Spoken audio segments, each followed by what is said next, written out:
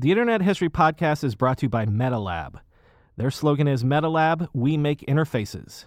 For a decade, MetaLab has helped some of the world's top companies and entrepreneurs build products that millions of people use every day. You probably didn't realize it at the time, but the odds are you've used an app that they've helped design or build. Apps like Slack, Coinbase, Facebook Messenger, Oculus, Lonely Planet, and many more. MetaLab wants to bring their unique design philosophy to your project.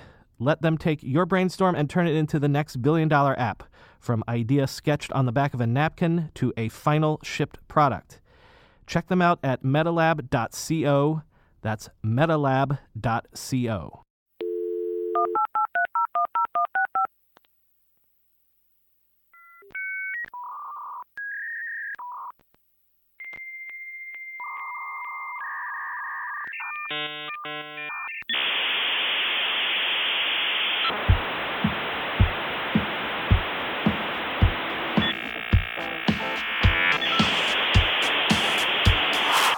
Welcome to the Internet History Podcast. I'm your host, Brian McCullough.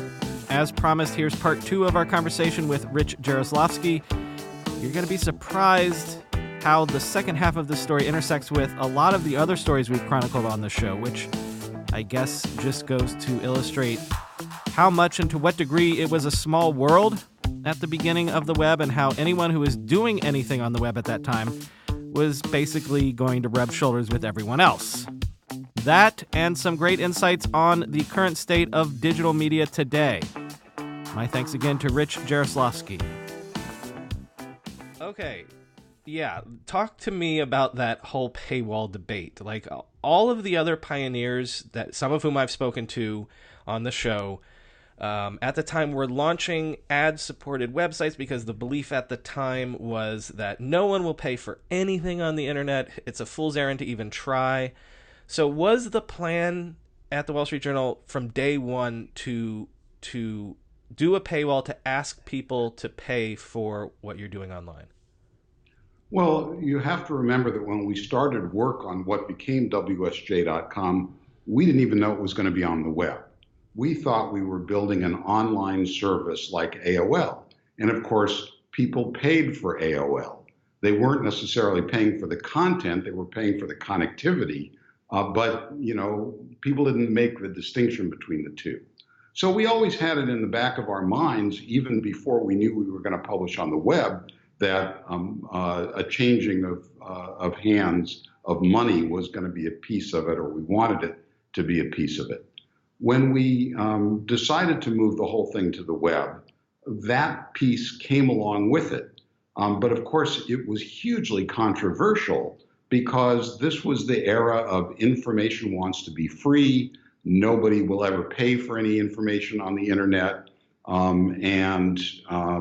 know, the idea that we were going to try to make people pay was really quite revolutionary for its time. Well, and was there even internal debate? Were there people inside the journal that were like, this is the wrong strategy to take?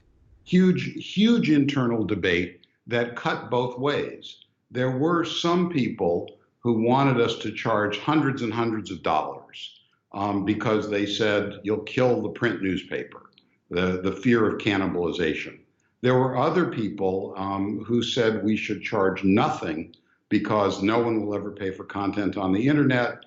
And by charging, all you're doing is marginalizing the journal. It'll become less important. People won't pay attention to it. So there was this huge debate raging over our heads. And we settled on what we thought was a really moderate program. I want to say it was $29 or $39 for subscribers to the print edition to get the online journal, and $59 if you didn't get the print edition also to get the online journal. And we felt that was kind of a moderate middle course. I remember one day, Dorothea Palshow, who was the president of our division, and who was a hugely important in the success of WSJ.com. But Dorothea came to me one day, and we took one of her walking meetings across the Dow Jones campus in South Brunswick, New Jersey. And she said, there's something I don't understand. She said, I understand why the business people want to charge something for WSJ.com, but you're the news person. I would think you would want it to be free to get the biggest possible audience. Why are you supporting a paywall? And my answer, which may be completely backwards, but it was the best answer I had, was, look, this is a new medium. We're trying to do something new and something that is important. And I think that what we are building is something that will have real value for users. And the best way I know to prove to users that something has value is to make them pay for it. If you don't charge anything, you are essentially saying that what you're doing has no value. And I felt very strongly that what we were doing did have value. And so I was supportive of the paywall, which I think I know it surprised Dorothea, and I think it surprised some people internally who figured I'd be on the side of information wants to be free. Well, so what is the uptake then after the launch? And I guess we have to think about this from both sides. So if no one can access it unless they're paying, but you have that special deal for subscribers, I guess the first thing would be how do existing dead tree paper subscribers react to the website?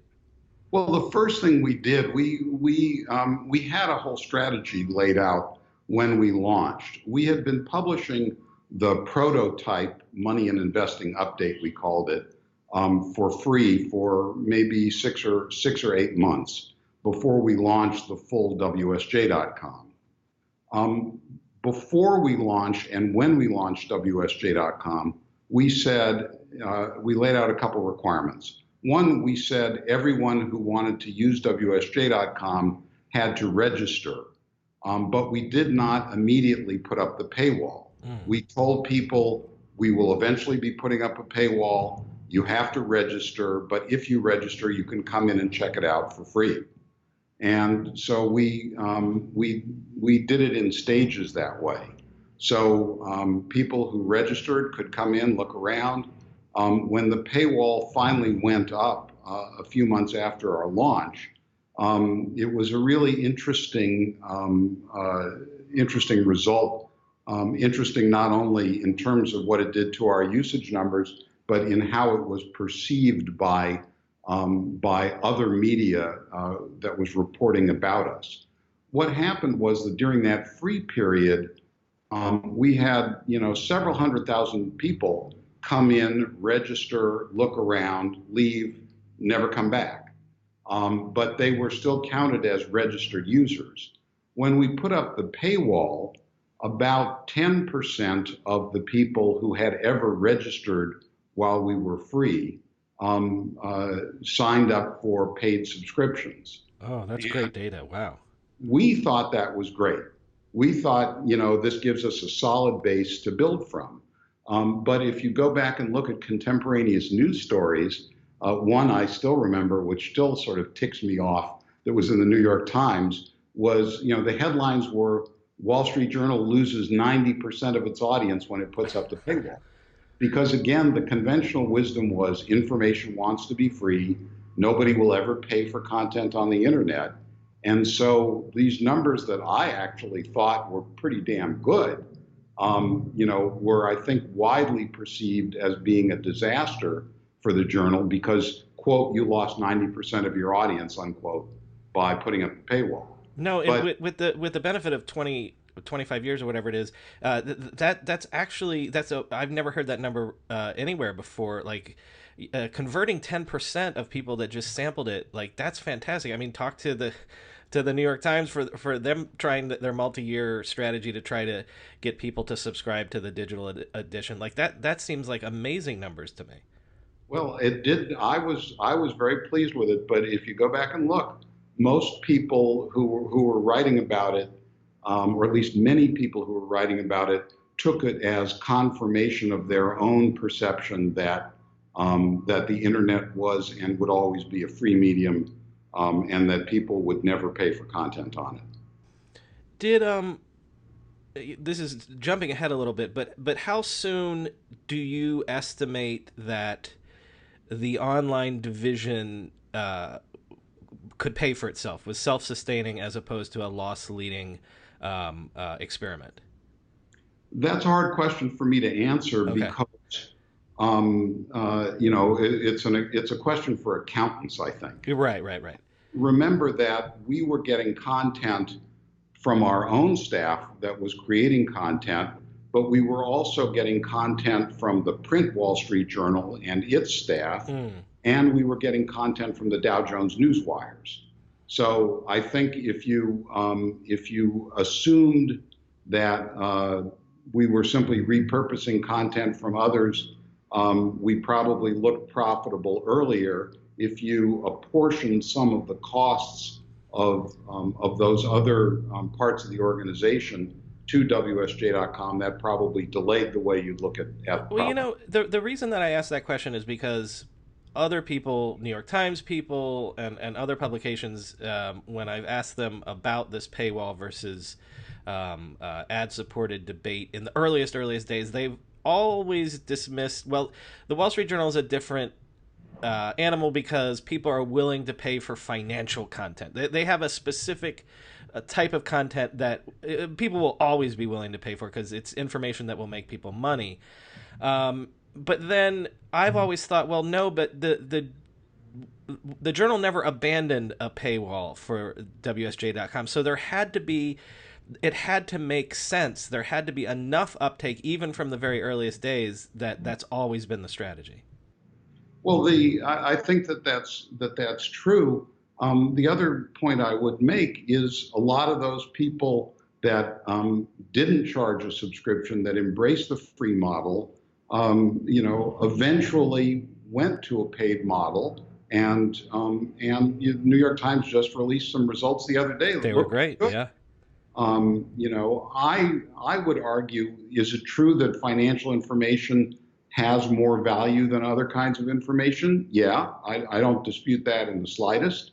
But the key to me was always coming up with the content that people would value. And if people valued it, they would pay something for it. Now, that could have been financial news, but I'm a fanatic San Francisco Giants fan. And I was living in New York, I would have paid something for really high quality San Francisco Giants content back then.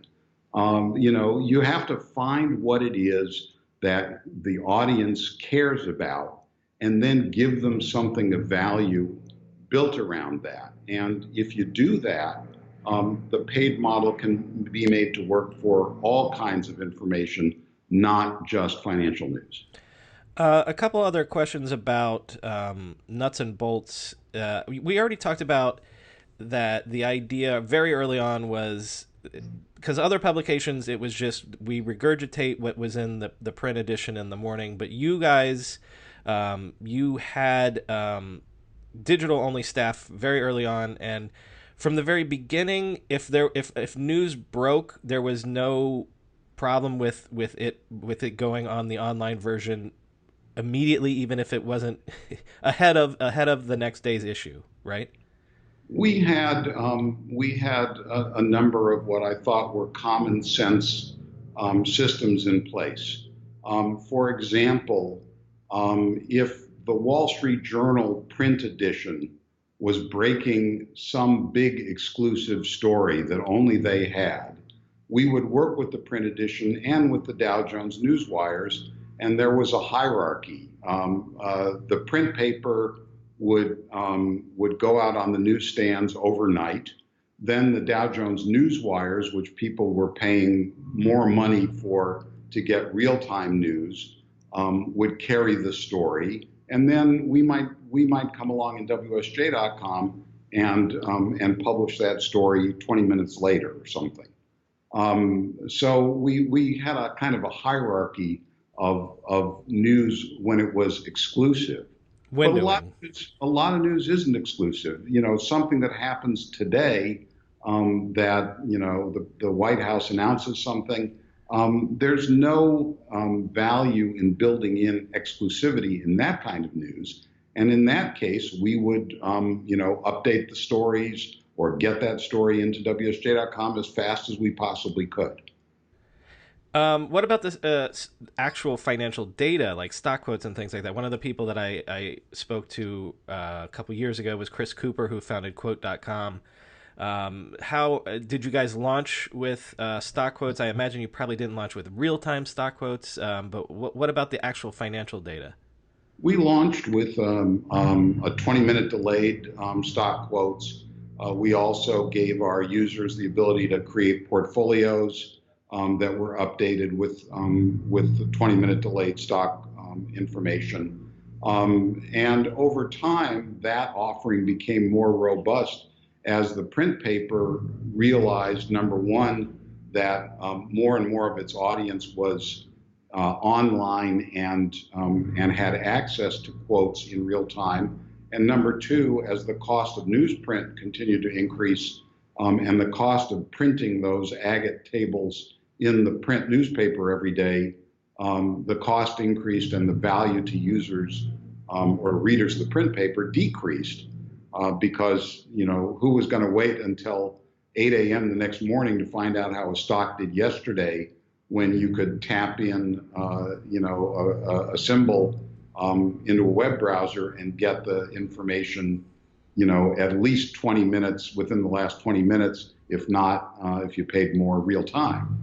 So over time, the print paper came to us and said, we want to migrate more and more of the stock tables and the financial data to WSJ.com, and then point people, print readers, to say, if you want this information, here's how to get it. Go to WSJ.com. It's funny. We're so through the looking glass in this modern world that it's almost worth pausing.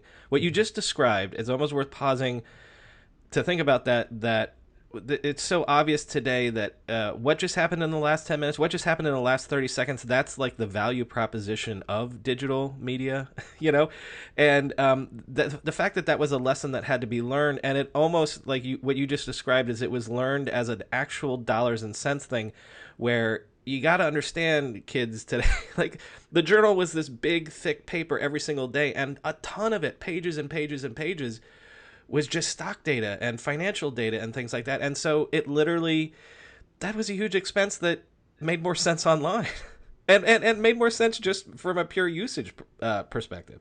I teach a class at the University of California on the history of online news. And one of the points I make to the class every year, and you can't repeat it often enough, is stuff that seems so crashingly self-evident today was not self-evident at all in 1995, 1996, 1997.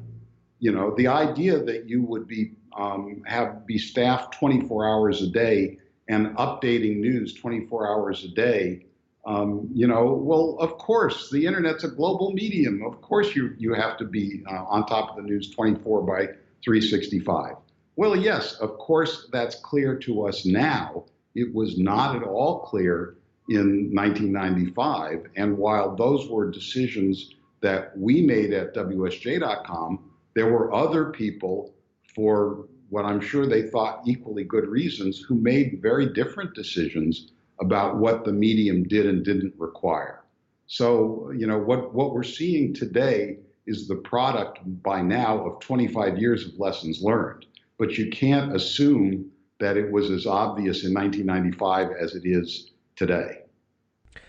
When we first got in contact, you emailed me a great story from around this time about Jim Clark and Netscape, that you met with him around the time that WSJ.com was launching and around the time that Netscape was still Mosaic Communications. If you could, and you remember, just relate that story real quick. Sure. This was, as you say, at just the time when Jim Clark and Mark Andreessen were forming Netscape Communications, and it was a company designed to commercialize the first graphical web browser that Andreessen had written as a student at the University of Illinois, which was called Mosaic. which looms very large in the history of the web. So they had formed this company. They had named it Netscape. They were in the process of launching the first version of the Netscape browser. But the Netscape browser still had the M for Mosaic on the browser rather than the N for Netscape. And so 4 or 5 of us from WSJ.com were in DC, and there was some conference going on, and we wound up having lunch with Jim Clark, the co-founder of Netscape. And I rather innocently asked, gee, when are you going to change the M on the browser to an N? And it set off a what I can only characterize as a diatribe on Jim Clark's part, because at the time, Netscape was embroiled in a battle with the University of Illinois, because the University of Illinois was asserting that since the original code for the Mosaic browser was written while Andreessen was a student at the University of Illinois, that the university had ownership rights over that code. And so, the Illinois was creating all sorts of problems for Netscape as Netscape was trying to get up and running. And I remember Clark saying, this young man, Mark Andreessen, is going to be very wealthy one day, and the University of Illinois will never see a nickel of it.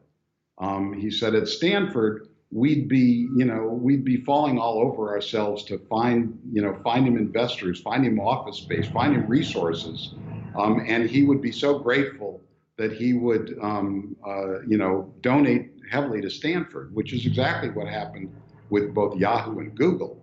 But the University of Illinois took a much more retrograde view of the situation, and Clark was just furious about it. As a sidelight, if you've ever wondered where the name Mozilla comes from, Mozilla is the descendant of the original Netscape code that Andreessen had to rewrite because Illinois was asserting control over his original Mosaic code, and Mozilla was a contraction of Mosaic Killer. And now, of course, that's the engine behind the Firefox browser.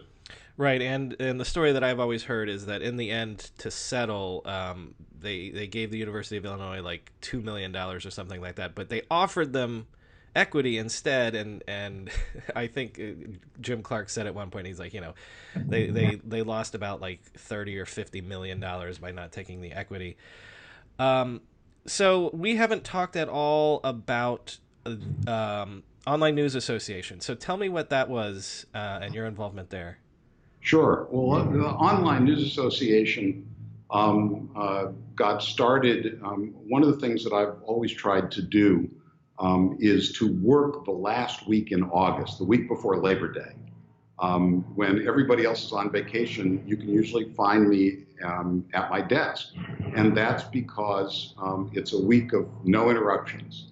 And so one August, I put together a memo outlining, an organization of digital journalists, and got Dow Jones to give me a little bit of money to sort of start and have an organizational meeting. The origins of ONA were that every time I got together with one of my peers from another online news organization, we would do what journalists traditionally do when they get together. We'd sit around and bitch to each other about how the print side doesn't get it, the business side's a pain in the butt. We would sit around and complain to each other. And I remember one day thinking, well, rather than just having ad hoc complaint sessions, we should create an organization so we can all get together and complain to each other in an organized fashion. So I wrote this memo, got a little bit of money from Dow Jones, and went through my Rolodex, as it then was, and sent out emails to a bunch of people I knew at other online news organizations, inviting them to a meeting in, I think it was at the O'Hare Hilton in Chicago, to just discuss whether we should try to create an organization of digital journalists. And even though it was a December day in Chicago, it was one of the warmest December days in Chicago on record. And we got about 20, 25 people showed up to this meeting, and we all kind of concluded that, yeah, there was a real need for an organization that specifically focused on the issues that we were all dealing with in our jobs every day. And out of that, the Online News Association was born. And the thing that when I look back at those days, this was the late 90s. The bubble was, to mix a metaphor, in full flower. And, there were a lot of new media organizations springing up that went from zero to enormous organizations overnight. We were not those guys. We were the plodders. We were slow and steady. I think I spent most of the first year working on things like the Articles of Incorporation and the application for tax exempt status. Meanwhile, other organizations were springing up and far surpassing ONA in terms of their reach and their programming and everything else. But when the bubble burst, a lot of those organizations vanished overnight. Whereas ONA, because we were going so slowly and methodically, we managed to keep moving forward. And you flash forward now, the ONA annual conference draws about between 2,500 and 3,000 people a year. This year's conference is going to be in September in New Orleans. And I go every year and I look around and I am astonished by how large and how important the organization has grown. No thanks to me. I got it started and was president for the first couple of years and stepped back. But my predecessors over time have really done a fantastic job in building this organization to be a major voice and a major force for online journalism. And increasingly, as all journalism has migrated online, it's become an increasingly important force for the support of journalism writ large. I want to come back before we end to how all journalism is digital journalism basically right now. But when do you go to Bloomberg News? Is it after the bubble bursts or around that time? Well, the bubble burst in 2000, 2001 period. Having started at WSJ.com or at the online operation back in '94, in early 2001, I went back to the print paper as a senior editor. And so I was there for a year or so. And that was at about the time the bubble was bursting. So I was back on the print side for a while. And then having been at the Journal literally since I was 21 years old, as one of my friends put it, it's time to quit your first job. And so I left the Journal in 2002, worked very briefly for a private investment firm, and then joined Bloomberg News in 2004. Well, I've not spoken to anyone that I know of, I don't think so, that worked at Bloomberg. And so I actually don't have a question formed to ask you about it. But let me put it this way. In my day job for the daily podcast, in my mind, Bloomberg is one of the most vibrant and successful news outlets going. And from day one, Bloomberg as a company has always been about data and like real-time information and things like that. So I'd just be curious, anything that you could tell us about Bloomberg News and maybe its contribution to how media has evolved over the last 15 years or so. Well, Bloomberg, it has had a significant impact on media. I would argue that it's had probably an even more significant impact on Wall Street. What Bloomberg started out as was a terminal, a box, a computer that bundled in real-time data, analytics, and news. So it was sort of one-stop shopping for financial institutions. And talk about something that that has value. I mean, Bloomberg. I don't know what a Bloomberg a membership in Bloomberg costs now, but at the time I was there, I think it was already $1,500 per person per month. So it was an incredibly profitable thing.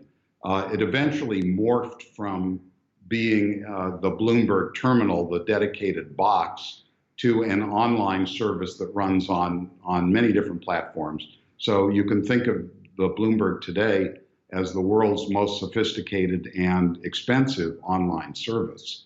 And news was always an important component of that.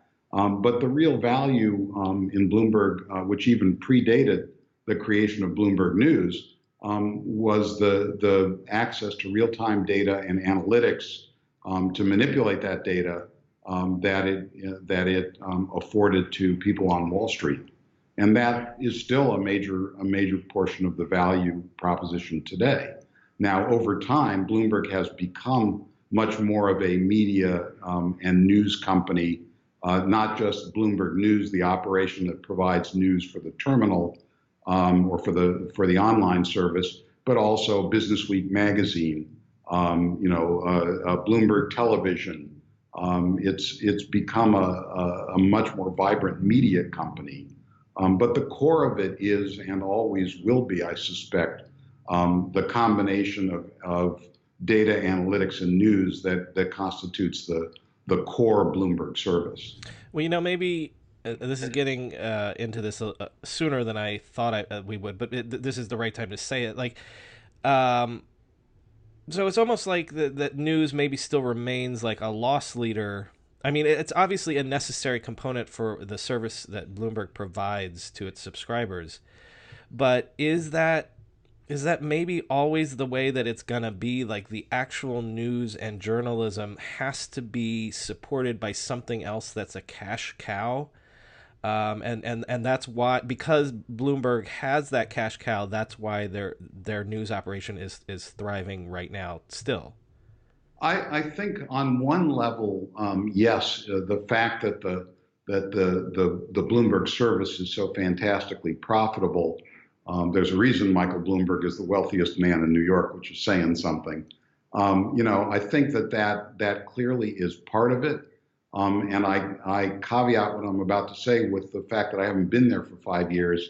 But at least when I was there, while there was recognition that yes, the data, the analytics, on one level were, quote, paying for the news operation, unquote. The Bloomberg always resisted sort of breaking out news as its own profit and loss center. It was thought that news was an integral part of the overall package, and you couldn't really disentangle the value of news from the value of anything else that the terminal provided. Right. News is data like any other kind of data in a sense. Yeah, and Bloomberg, it's real-time news. It is, if I was executive editor in charge of the global economic and governmental news coverage, and if we were 1 second behind Reuters in reporting the Romanian inflation figure, I'd be writing a memo to explain why. The amount of money that could change hands based on one news article or even news headline sent by Bloomberg News was incalculable. So, news is another form, as you put it, it's another form of data. And I think that was part of the reason why Bloomberg was always very resistant to analyzing things and saying, well, news is a loss leader. I think news is totally integral to the package. Where do you think, earlier in our conversation, you said that, there's, I can't even remember the exact words, but there's never been a better time for journalism or journalists. But I wonder where you think the journalism or even media business is, because we're at the point now where even digital media, standalone, never print, 100% digital media is the Voxes, the Vices, the Mikes of the world are laying people off left and right. The BuzzFeeds of the world are laying people off left and right. What do you think of the business model for a pure play journalism and news site, even digitally native right now? Well, it's a complicated question. When I say it's a golden age for news, it is a reflection of the fact that the news has never been more important. I think right now we are in the midst of an existential debate about what it means to be a free society, about what it means to have a free press. The story has never been more important, at least in my lifetime. By the same token, you can't be ignorant of the challenges that news faces on an economic front. And certainly with the layoffs that have been announced at a number of digitally native news organizations, it's terrible news. Now, there are a bunch of reasons for that. For example, a lot of those organizations, I think, became very dependent on traffic they were getting from social media, especially Facebook. Well, Facebook has tweaked its algorithm to de-emphasize news, and so that's created additional challenges. In some cases, maybe companies overexpanded, or they expanded in directions that weren't sustainable. But ultimately, I think it gets back down to the very simple proposition that if you build something that is of genuine value to your users, you will be okay. If you're just trying to catch the latest wave, if you're just trying to surf the latest trend, you might have short-term success, but long-term, it's not sustainable. But if you can build something that users will value, users will pay for it, and you can build a business on that. I'm convinced of that with every fiber of my being. Well, speaking of that, you want to tell me about what you're up to today? Maybe smart news, or your teaching and lecturing, but I'm curious more, actually, given what you just said about smart news. Sure. Smart News, where I've been now for 4.5 years, is a news aggregator. It's an app for iOS and Android. You can download it for free in the app stores. It is a fascinating connection of news values and journalism with state-of-the-art machine learning and computer science. The company actually got started in Japan, and Smart News is the #1 source of news on mobile devices in Japan, and we are growing rapidly in the U.S. What we do is we have partnerships with about 350 publishers in the U.S., and we use machine learning and algorithms to identify important stories and elevate them. One of the things that sets us apart, though, is that unlike a lot of other aggregators who are optimized for personalization, for trying to create news of interest to an audience of one, we are trying to create something that is of interest to a broad audience. So we use personalization in a much more judicious way, and we expose our users deliberately to stories that may not match their preconceived notions. You are almost guaranteed to see stories occasionally in Smart News that you personally dislike. If you look at the App Store reviews, you'll see some reviewers will say, I saw a story from Mother Jones or MSNBC. These guys are all lefty liberals. And you'll see other users say, well, I saw a story from Fox News. These guys are all right-wingers. And the answer is we're neither, but we're deliberately trying to cast as wide a net as possible to expose users to things that they might find unexpected. And the idea is to try to puncture filter bubbles rather than reinforce them. And the interesting thing is, despite those complaints about, I saw a story I disagreed with, if you look at third-party research, you find that Smart News users consume much more news through Smart News than users of most other news services and every other aggregator. And the reason for that is because the ultimate enemy for journalism is boredom. If you only are exposed to the things that you, quote, already know or already believe, it's like a sugar rush at first, but over time you get tired of it because you're never learning anything new. So what we're trying to do is to expose people to new stuff.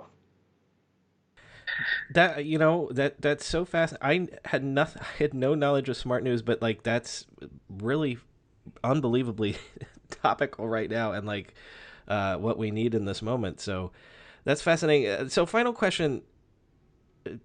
Obviously, you're still fascinated by technology and how technology is affecting news delivery and information delivery and things like that. So I don't want to frame this as how does it feel to be old thing, but you're also teaching, and as you've said a couple times, when you're talking to college students now, and you're talking about these things that you were like the weirdo early adopter however many years ago, and now you're having to explain these concepts that seem obvious now. What do you do when you're talking to young people, when you're teaching? Do you feel like you're giving history now, or do you feel like that the lessons that you learned throughout the evolution of media in your career are almost more important now because this is something that is not and I'm editorializing, I apologize. This is something that is not a solved issue.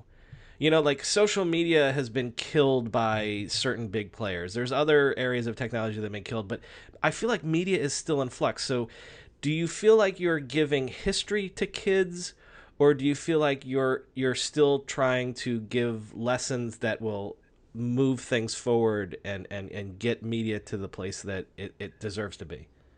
Well, I am giving history, but I am also a firm believer that you can't possibly figure out where you're going unless you know where you've been. And so one of the themes of the class is that it connects. We go back to some of the earliest experiments in online news, and you can draw a straight line to things that are going on today.